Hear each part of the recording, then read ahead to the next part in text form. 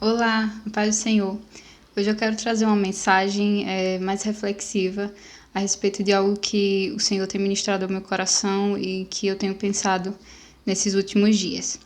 Para iniciar, eu quero ler lá em 1 Pedro, capítulo 4, do versículo 12 em diante, que diz assim: Amados, não estranheis a ardente provação que vem sobre vós, para vos experimentar, como se coisa estranha vos acontecesse, mas regozijai-vos, por serdes participantes das aflições de Cristo, para que também na revelação da sua glória vos regozijeis e exulteis.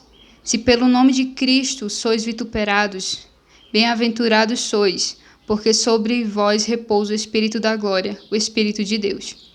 Que nenhum de vós, entretanto, padeça como homicida ou ladrão ou malfeitor ou como quem se entremece de negócios alheios. Mas, se padece como cristão, não se envergonhe, antes glorifique a Deus neste nome, porque já é tempo que comece o julgamento pela casa de Deus. E se começa por nós, qual será o fim daqueles que desobedecem ao Evangelho de Deus? E se o justo dificilmente se salva, onde comparecerá o ímpio pecador? Portanto, os que sofrem segundo a vontade de Deus, confiem as suas almas ao fiel Criador, praticando o bem. Nesses dias a gente pode observar que as pessoas não têm vivido o que verdadeiramente é o Evangelho de Cristo. E a igreja brasileira, principalmente, a gente começa a colher os frutos de um evangelho de confete que nós pregamos. Um evangelho sem transformação, sem dor e sem coparticipação do sofrimento de Cristo. E é isso que a gente está vendo refletido hoje.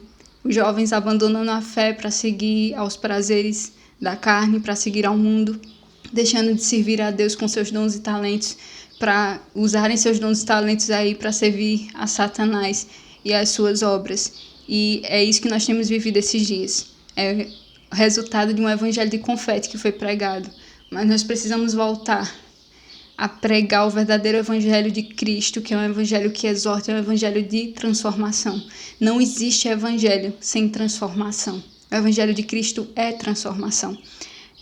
Eu quero ler também para vocês lá em Romanos 12, do 1 ao 2. E Romanos 12, do 1 ao 2 diz: Rogo-vos, pois, irmãos, pela compaixão de Deus, que apresenteis os vossos corpos como um sacrifício vivo, santo e agradável a Deus, que é o vosso culto racional. E não vos conformeis a este mundo, mas transformai-vos pela renovação da vossa mente, para que experimenteis qual seja a boa, agradável e perfeita vontade de Deus. Então o evangelho é isso, é apresentarmos o nosso corpo a Deus, as nossas vontades a Deus. É renúncia. O evangelho de Cristo é um evangelho de cruz, é renunciar a si mesmo e segui-lo. É isso que Jesus falava ali para aquele jovem rico. Deixe tudo que você tem e siga-me. Você está pronto para esse evangelho? Esses dias eu estive escutando um sermão cantado do Marcos Telles, chamado Amado Timóteo. Eu recomendo a vocês também procurarem escutarem, está disponível aqui no YouTube. E esse sermão mexeu muito comigo, porque ele repetiu por várias vezes: você quer esse evangelho? Você realmente quer esse evangelho? Porque Paulo, ele não escondeu a Timóteo as dores do evangelho, as ingratidões e tudo que ele teria que enfrentar. E é isso que a gente vai enfrentar.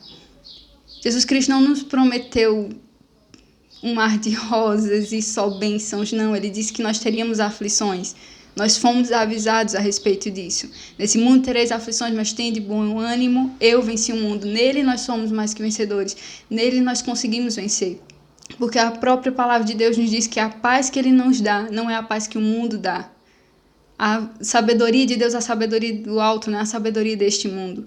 Então, a paz que o Senhor nos dá é a paz que excede todo entendimento. Então, independente do que nós passamos aqui, nós estamos em paz no Senhor. E é um evangelho de dores, é um evangelho de transformações. Eu quero ler para vocês lá em Atos 5, do 40 ao 42. Atos conta um pouco do início da construção da igreja do Senhor, da história da igreja. E lá em Atos 5, Pedro e os demais apóstolos estavam pregando o evangelho. E eles foram presos por isso, eles sofreram pelo nome do Senhor. E Gamaliel intercedeu por eles, que era um dos mestres da lei. E aqui no versículo 40 do capítulo 5 de Atos diz: concordaram, pois, com ele, e tendo chamado os apóstolos, açoitaram-nos e mandaram que não falassem em nome de Jesus, e os soltaram. Retiraram-se, pois, da presença do sinédrio, regozijando-se de terem sido julgados dignos de sofrer afronta pelo nome de Jesus. E todos os dias no templo e de casa em casa não cessavam de ensinar e de anunciar a Jesus, o Cristo. Eles se regozijaram por participarem dos sofrimentos de Cristo, por sofrerem pelo nome de Cristo. Nós estamos prontos para isso? Nós verdadeiramente queremos o evangelho, que é um evangelho de transformação? Nós queremos continuar enganados com esse evangelho de confete que nos foi pregado durante todos esses anos? E que nós só vemos, esse é o resultado que nós vemos, as pessoas abandonando a fé, escolhendo o mundo. Abandonando a Cristo, escolhendo os prazeres desse mundo, escolhendo dinheiro, escolhendo poder.